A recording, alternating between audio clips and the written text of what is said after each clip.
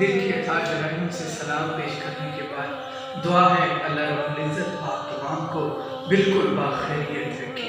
آج کا یہ پروگرام حضرت امام زین العابدین علیہ السلام کی شہادت 25 محرم الحرام کے سلسلے میں ہے، جس پروگرام میں آپ جانیں گے کہ امام زین العابدین علیہ السلام کو سید الساجدین کو زین العابدین کیوں کہتے ہیں۔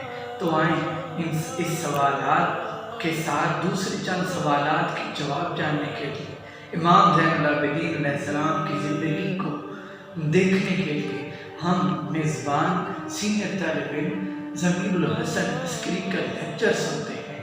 امید ہے آپ اس کو بہت پسند کریں گے۔ آئیے تو شروع کریں۔ شیطان الرجیم، بسم اللہ الرحمن الرحیم۔ اپنے تمام چاہنے والے دوستان و احباب کو خوش آمدید عرض کرتے ہیں۔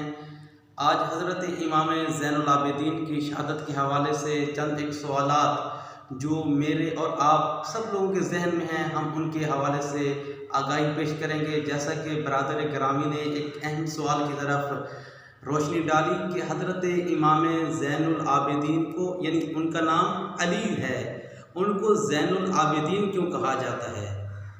زین العابدین، اگر ہم عربی کے اندر تھوڑی سی دقت کریں تو ہمیں یہ معلوم ہوتا ہے کہ زین کہتے ہیں خوبصورتی کو، زینت یعنی خوبصورتی کو کہتے ہیں، اور عابدین، عابد کی جمع ہے، عابد عبادت گزار کو کہتے ہیں کہ جو عبادت کرنے والا ہوتا ہے اس کو عابد کہا جاتا ہے۔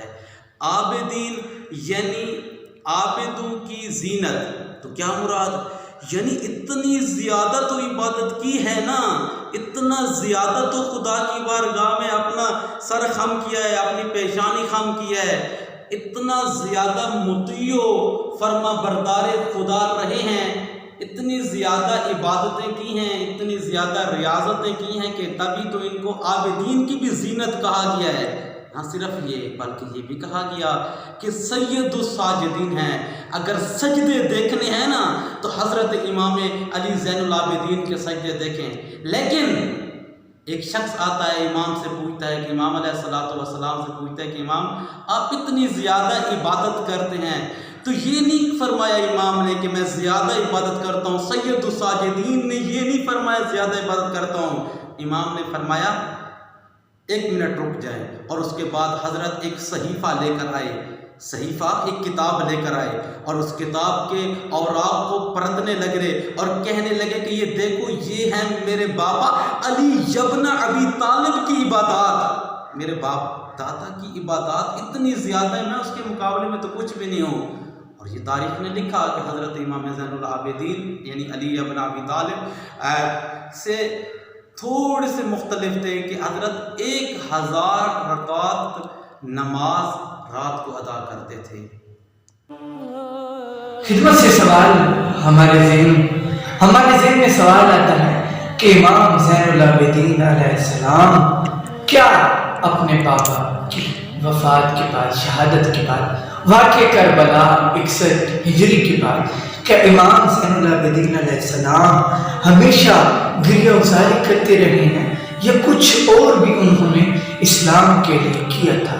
تو اس کا جواب ہم جانیں گے ضمیر حسن عسکری صاحب سے۔ جیسا کہ آپ نے ابھی سوال کیا ہے کہ حضرت علی ابن الحسین یعنی حضرت امام زین العابدین نے صرف گریہ ازاری ہی کیا ہے، کیونکہ ہم نے بے تحاشا روایات کے اندر دیکھا ہے، جتنی بھی روایات آپ نے دیکھی ہوں گی اس کے اندر یہی لکھا ہوا کہ حضرت امام علی زین العابدین کربلا کے بعد 34 سال زندہ رہے ہیں، اور 34 سال کے اندر ان کی روٹین، ان کی روزمرہ کی زندگی یہ تھی کہ دن کو روزہ رکھتے تھے، رات کو جب افطار کے لیے بیٹھتے تھے تو جیسے ہی کھانا دیکھتے تھے، پانی دیکھتے تھے، یہ نعمات خدا دیکھتے تھے، اپنے بابا کی یاد آتی، اتنا گریہ کرتے کہ کھانا آنسوؤں سے بھیگ جاتا اور پورا کھانا بھیگ کر پھر کھاتے۔ کوئی ایسا کھانا نہیں کھایا کہ جس کھانے میں حضرت نے گریہ ازاری نہ کیا ہو۔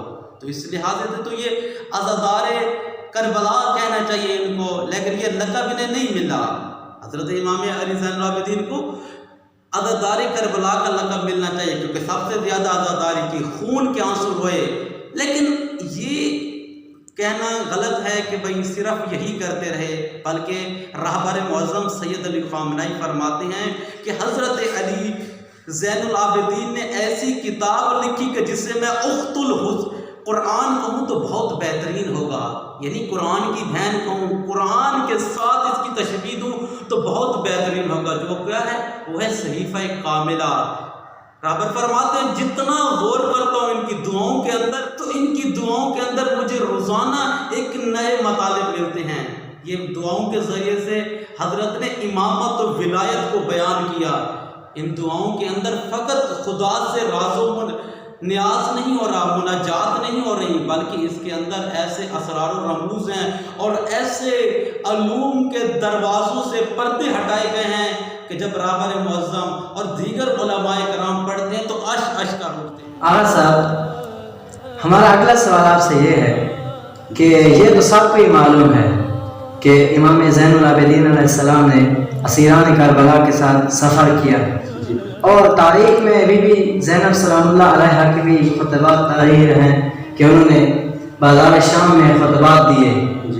تو کیا امام زین العابدین علیہ السلام نے بھی یزید کی رسوائی اور پسپائی کے لیے کوئی اقدام، کوئی خطبہ دیا؟ ایک اور سوال کہ جس کی طرف برادر عزیز نے ابھی تھوڑی دیر پہلے توجہ دلائی ہے کہ حضرت علی زین العابدین نے اسیران کربلا کے ساتھ سفر کیا ہے، مسلم ہے، ثابت ہے کہ حضرت موجود تھے، بیمار تھے کربلا کے اندر، اس لیے حضرت علی زین العابدین نے اسیران کربلا کے ساتھ شام تک سفر کیا ہے اور دربار یزید میں بھی گئے ہیں، اور وہ جو حالات وہاں پر تھے ان کے چشمدید گواہ ہیں۔ جس طرح حضرت امام باقر چشمدید گواہ ہیں، ویسے حضرت علی زین العابدین بھی وہاں پر موجود تھے۔ تو سوال بڑا آسان سا ہے، کوئی مشکل سوال نہیں ہے۔ حضرت نے جہاں پر جناب زینب سلام اللہ علیہا اپنے خطبات کے ذریعے سے یزید کی حکومت کو مسمار کر سکتی ہیں، یزید کو رسوا و ذلیل کر سکتی ہیں، تو کیا علی زین العابدین نہیں کر سکتے؟ یہ بھی تو حسین ابن علی کے بیٹے ہیں، ان کے اندر بھی جرأت ہے۔ تو حضرت نے بہت سارے مقامات پر اپنے خطبات اور اپنے پاک کلام کو یزید کی رسوائی کے لیے جاری کیا اپنی زبان سے۔ ایک جگہ ارشاد فرماتے جب زینب سلام اللہ علیہا موجود تھی اور انہوں نے خطبہ دیا، جس خطبے کے مطالب کچھ یوں تھے کہ بھائی کہ جب یزید نے سوال کیا حضرت زینب سلام اللہ علیہا سے کہ کیسے خداوند متعال نے مجھے عزت دی ہے اور آپ لوگوں کو ذلیل کیا، اہل بیت کے بارے میں گستاخانہ جملہ کہا، تو حضرت زینب سلام اللہ علیہا نے فرمایا تھا کہ ما رأیت الا جمیلہ، کربلا کے میدان کے اندر میں نے حضرت سید الشہداء کی موجودگی میں خدا بند متعال کو اتنا حسین و جمیل دیکھا، اتنا زیبا دیکھا ہے کہ جس کی انتہا نہیں ہے۔